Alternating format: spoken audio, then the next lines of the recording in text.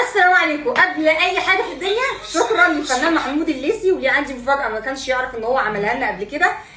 طبعا هو دخل لي اللايف كتير، وبجد شكرا على انه بيكبر بخاطر الناس وبيحبهم، نعمه من ربنا سبحانه وتعالى. شكرا لكل الناس الطاقه الايجابيه اللي في حياتنا اللي دخلوا في الفيديو. ايه الجمال ده؟ ده انتوا قلوبكم قشطه، ده انتوا فرحتوا قلبنا. ده انا اي مرقص اقسم بالله تعليقاتكم فرحتني اكتر من فرحتي الاساسيه.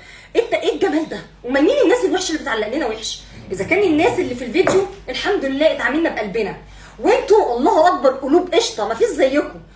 كان تعليق يقولي في الاول طبعا زعلوني، اتخضيت، قلت انا ما اقصدش خالص. واحد يا جماعه، انا ولا كنت مهتميه بشكلي في الفيديو زي ما انتم شايفين.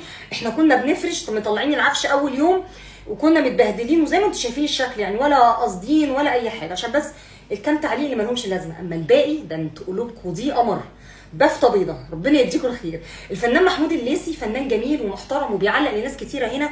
وعلى فكره